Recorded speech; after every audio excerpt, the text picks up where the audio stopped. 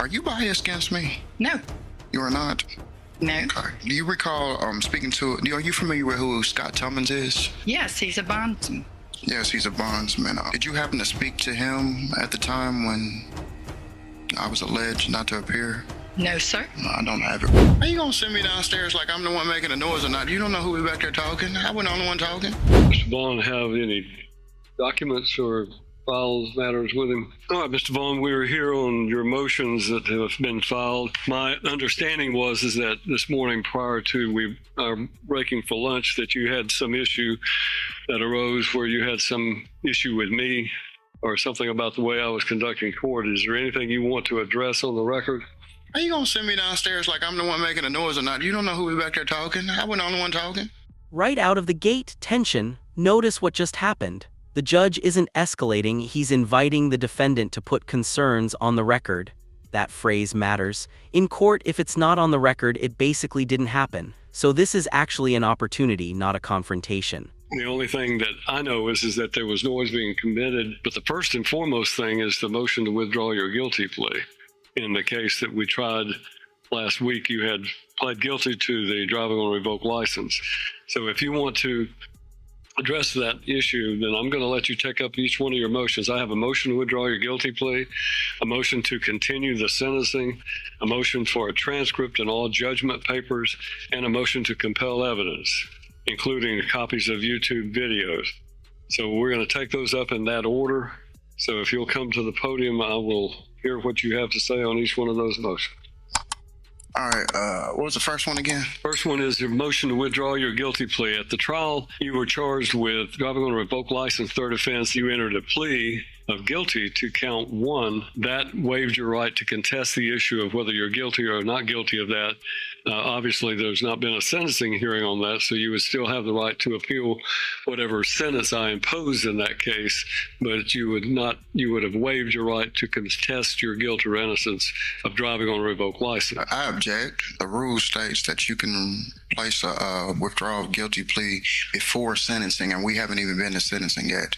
So that I'm well in the rights to withdraw my plea to guilt. I was under the pressure of my assistant counsel, and I feel like he gave me some bad advice, and to withdraw is well in my right to do so. It is within your rights to request to withdraw your guilty plea. It is not an absolute right. You have referred to Rule 32.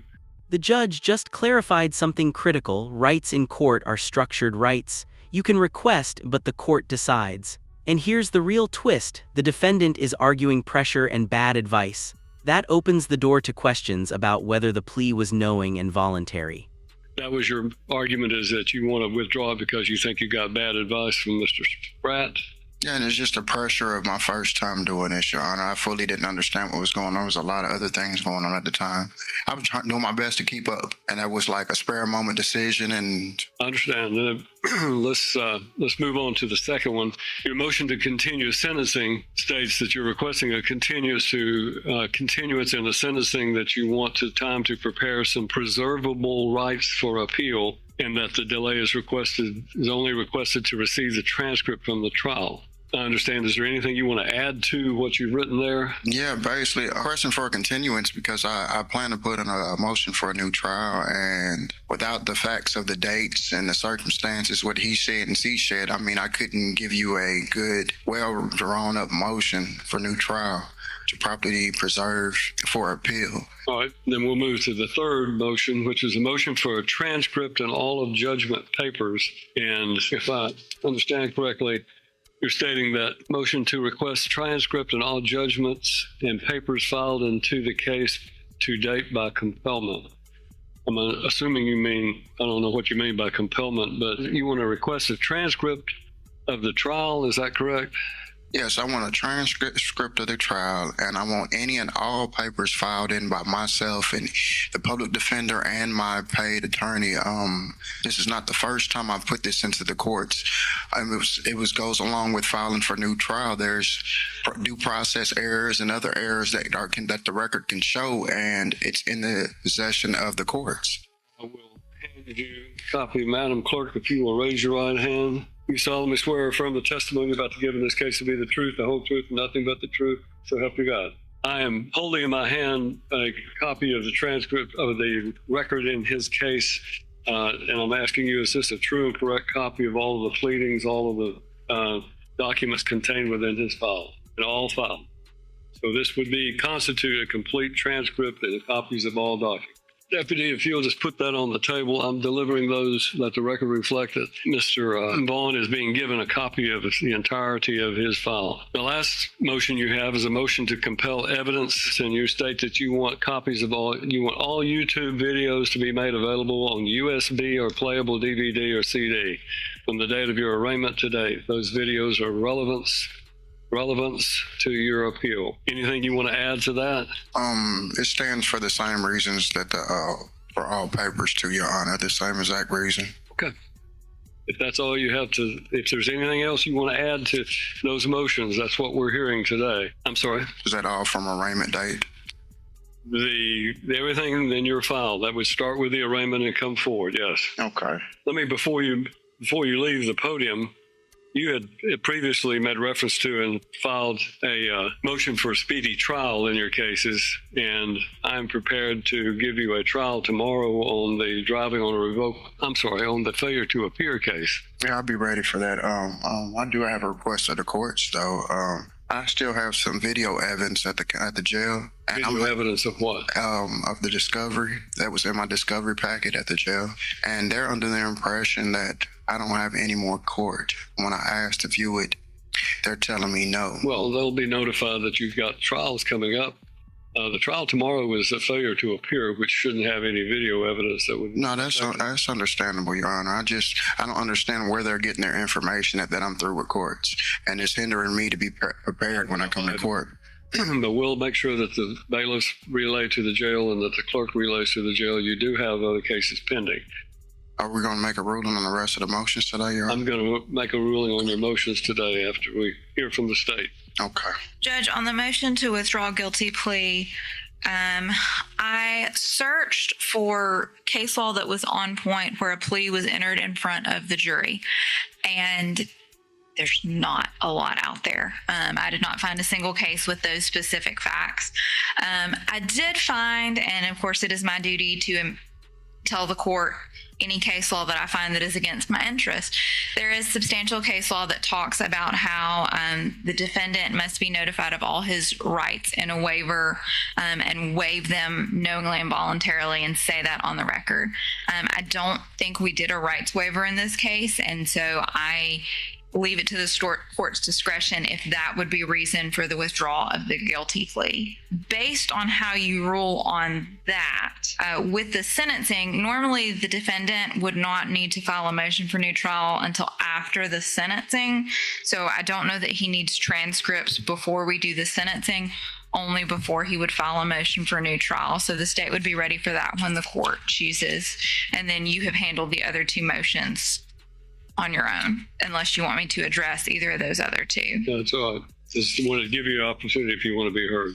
Judge. All right, on the motion to withdraw the guilty plea, there isn't, as General Bryson points out, any clear direct evidence case law on the point. The defendant was representing himself with elbow counsel, and for that reason, he was given some specific advice. Now, he argues that the advice given to him by his elbow counsel was, in fact, not the appropriate advice, or it was not sufficient because he did not realize that he could not appeal a guilty plea. Well, he can appeal the sentence imposed, but he cannot appeal the finding that he's guilty of driving on a revoked license. But because of the fact that essentially Mr. Vaughn is arguing that he was not fully aware of his rights, and because this is the state pointed out, normally this is done prior to trial with what we call the Mackey rights, where I explain all of the rights and go through that litany of rights that they have prior to accepting the plea. The only other option would have been to have suspended the reading of that indictment to the jury and his response, send the jury out of the room, and then conduct that. And probably that would have been the better practice. So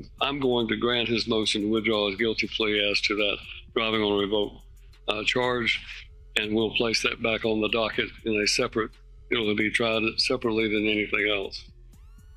So essentially you're going to have a separate trial on that charge. The motion to continue your sentencing, I'll grant that as well, so that you have time to be able to do whatever.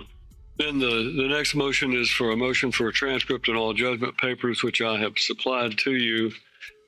And then the last motion is a motion to compel evidence, which is arguing that you should be entitled to a download of all YouTube videos. This court finds that those YouTube videos are in the public domain. They are not evidence that was utilized in the trial of your case. And for that reason, this court does not find that there is any obligation on the court or the state to download and go back through and every hearing that you've had. You have a right to transcripts of hearings if it gets to the point where you are going to ask for a transcript of the proceedings, but you do not have a right. And this is a procedural masterclass. The court explains that appeals courts don't watch YouTube videos, they review transcripts and exhibits. That's Appellate Law 101. This matters because the defendant is focusing on recordings while the legal system operates on written records. That disconnect, it can quietly weaken a strategy. To a broadcast of the proceedings on YouTube, the transcript of the evidence would be sufficient to show what happened in court. The Court of Appeals does not consider a YouTube video. They don't watch videos when they consider an appeal. They refer to the written transcript and the exhibits. So your motion as to the YouTube videos being compelled to be brought before you, I am denying that motion. That concludes all of the motions that were set before the court. The jury back. I want to deal with this. Mr. Vaughn has filed a motion to dismiss. The motion states as follows: I, Sherrick Vaughn, affirm that the foregoing is true in the best of my knowledge under the penalty of perjury. I move the courts to dismiss for staleness of the prosecution, maliciousness, and lack of notice. Neither witness or trial was given notice more than 18 hours. This is clear prejudice against the defendant and a threat to justice. My prayer to the courts is for dismissal of this court for lack of due diligence, failure to follow notice rule of Tennessee criminal procedure. All right. This is one of the pending cases that has been pending for some time. It is certainly not a new case that's been suddenly brought. It is a case that was one of 4 cases, Mr. Vaughn, that you have had pending in this court. And as a result of that, certainly it is not a surprise or anything that that this case would be suddenly set for trial. When we were in court yesterday, I reminded you that you had filed a motion for speedy trial. And this is a failure to appear, which is not a complex case involving a multitude of discovery issues. It is simply a... Emotionally, demanding speed feels powerful. Legally, it eliminates arguments about surprise or unfair delay. Once you push for it, you can't later claim you weren't ready. In failure to appear cases, the timeline is the evidence. And now that timeline is locked in. This may feel like control, but control just shifted to the court's calendar. Factual issue as to whether or not you did or did not fail to appear and whether or not there was any justifiable reason for it. And as a result of that, this court granted your motion for a speedy trial and set it for today. And at that point, yesterday, you voiced no opposition to it. And I asked you if you wanted to represent yourself and said, of course. So we are here today only because of the fact that for you to find the defendant guilty of this offense, the state must have proven beyond a reasonable doubt that the defendant had been directed to appear by a lawful authority, having been released from custody with or without bail on condition of subsequent appearance at an official proceeding. The state has the burden of proving the guilt of the defendant beyond a reasonable doubt, and this burden remains on the state throughout the entire case. Keep in mind that the defendant is presumed to be innocent of the charges against him. You as jurors must decide whether the state, the remaining cases that you have, but your motion to dismiss is respectfully denied, and we are ready to bring the jury in. All right, we're going to read you the initial charge. Ladies and gentlemen of the jury, the defendant is charged in the indictment with failure to appear. For you to find the defendant guilty of this offense, the state must have proven beyond a reasonable doubt that the defendant had been directed to appear by a lawful authority, having been released from custody with or without bail on condition of subsequent appearance at an official proceeding. The state has the burden of proving the guilt of the defendant beyond a reasonable doubt, and this burden remains on the state throughout the entire case. Keep in mind that the defendant is presumed to be innocent of the charges against him. You as jurors must decide whether the state has proven beyond a reasonable doubt that the defendant has committed the crime charged in the indictment. If after your deliberations you find the defendant guilty of any offense, the court will set the punishment at a separate sentencing hearing. The jury will not be involved in setting the punishment. This completes my opening comments to you. The next step will be for the opening statements of the lawyers or of Mr. Vaughn, if you choose to do so, General. Judge, I'll waive an opening. Mr. Vaughn, do you wish to make any sort of opening statement? No, sir. All right. Opening statements have been waived. Therefore, the state may proceed with its proof. You may call your first witness. State will call Pam Lewis. Are you Pam Lewis? Yes, ma'am. And you are our Dixon County Circuit Court Clerk. Yes, ma'am. How long have you served as the Circuit Court Clerk? Since 2002. And what is the general duties of a Circuit Court Clerk? General duties of the Circuit Court Clerk is to maintain the court records. And either you or your staff are present for all circuit court dates. Yes. And in this case, we are here. Sharik Marquis Vaughn is on trial, and we're going to be talking about him. Is he here in the courtroom? Yes, ma'am. Could you point to him? He's sitting at the defense table. Judge, if the record would reflect that she's identified the defendant. Record will so reflect. And did the defendant have a trial date set on July the 24th of 2024? Yes, ma'am. Okay. And he had 3 cases set for trial that day? Yes, ma'am. And when someone has a trial date coming up, how do they know that they have a trial date coming up? When they come to arraignment, we check to see if they need an attorney, and then they are given a plea date and a trial date. And what was the date of the immediately preceding court date for the defendant? So when was the last time he was in court before that July 24th trial date? July 19th. And that was here in Dixon County? Yes, it was before Judge Lockard Mash. And he needed to appear in the same courtroom that on July 19th as he was on July 24th? Yes, ma'am. And was his court date announced on that July 19th date? Yes. Now, would he have known about the trial date before that July 19th date? Yes, he was notified in March of 2024 when Attorney Flanagan filed a motion to withdraw his counsel. So he was aware of the court date in March and then was in court, let's see, the 19th to the 24th, 5 days before his trial date. Yes. Now, on the date of a trial, such as the one scheduled on July 24th of 2024, does your office bring in a jury panel? Yes, ma'am. And was a jury panel brought in for this trial? Yes. And did the defendant show up for his court date on July the 24th of 2024? No, ma'am. And you have reviewed all 3 docket sheets for all 3 cases listed on the indictment? Yes, ma'am. And he was not present? He was not present. Judge, that's the state's questions for this witness. Mr. Vaughn, do you have questions you want to ask of this witness? I do. All right. Good morning. Morning. I believe you just stated to Miss Bryson that your job title is to maintain court records. Yes, sir. Okay. What type of records are they? Like, We have criminal records, civil records. are you biased against me? No. You are not.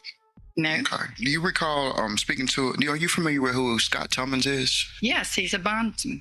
Yes, he's a bondsman. Did you happen to speak to him at the time when I was alleged not to appear? No, sir. I don't have it with me. I have on some of your records. It says that you spoke to Scott Tummins and as well to Lee Spratt. Do you not recall your record saying that? No, sir. Okay, it says that, that the copy I have that you spoke to Lee Spratt and Lee Spratt spoke to you and said he had no contact with me. That was the day of the trial. He announced he had no contact with you. Okay. Is Lee Sprague my elbow counsel? He was, yes, sir. He was my elbow counsel? Yes, sir. So he can make statements on my behalf and testify on my behalf? Yes. He can, without my lead? No, not without your permission. Okay, so he did that free will?